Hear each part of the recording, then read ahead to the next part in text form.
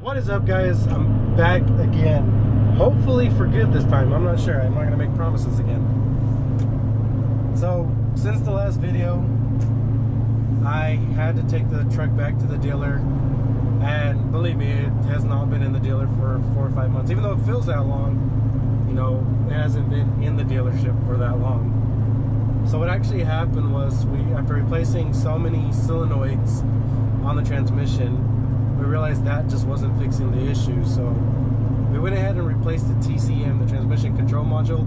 I guess it's what it's called, or what TCM is short for.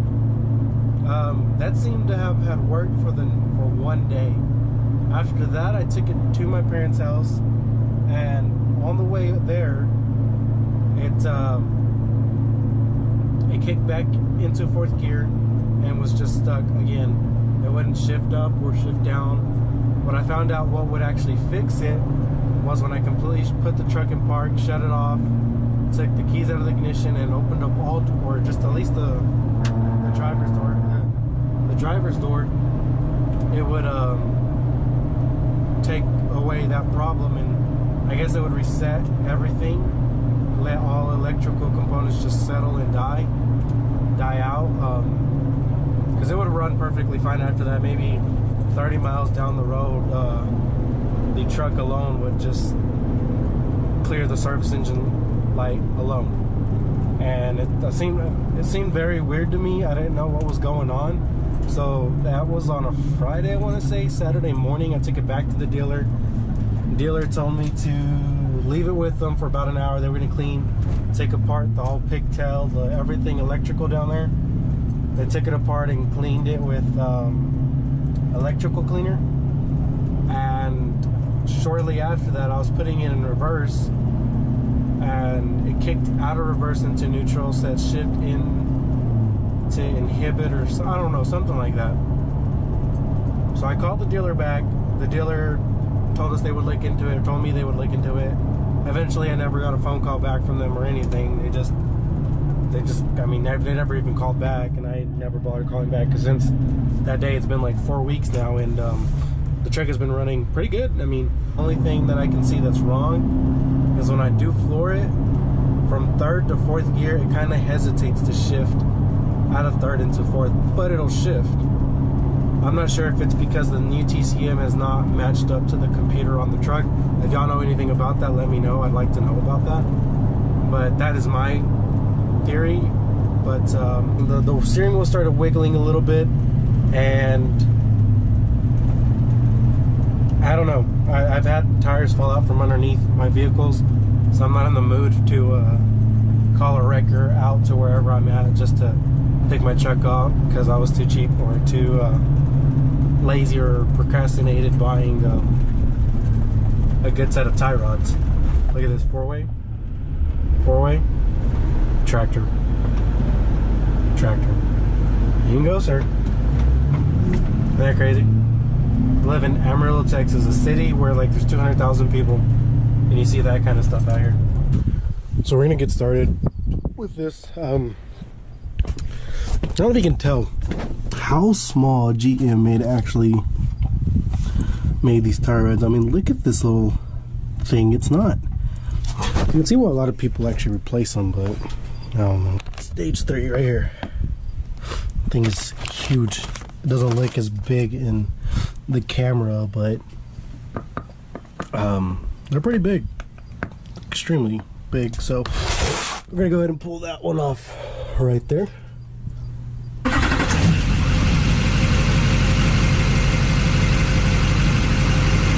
So check out my little Pittsburgh, I'm looking for the brand, horrible freight special.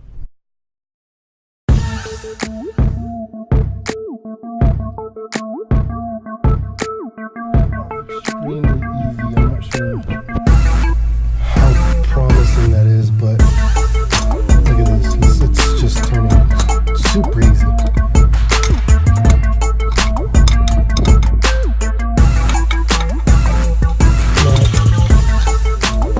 That's exactly what it's horrible freight. Horrible freight. Exact. Which just opens up every single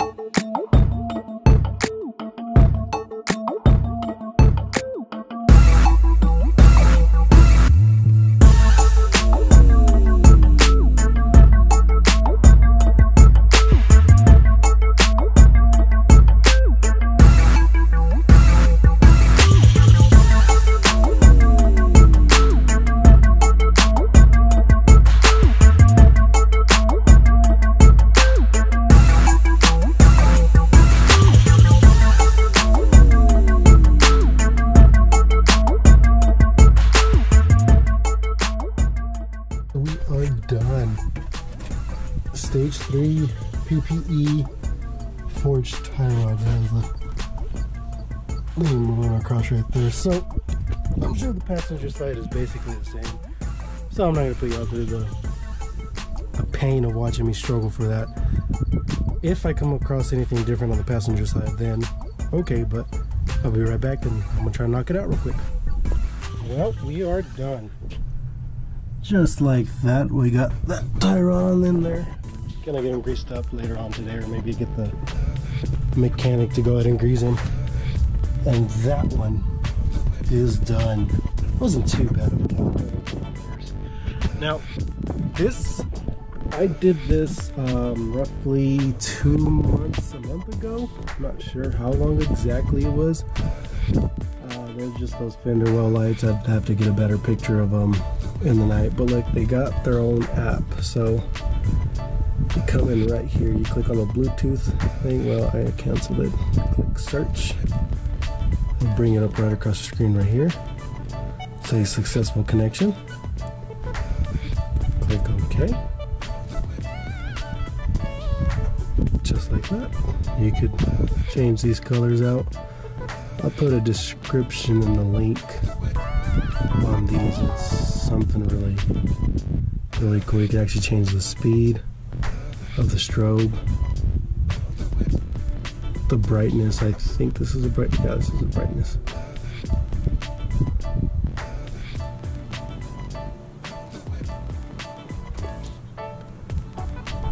This is a strobe. This is how fast it changes.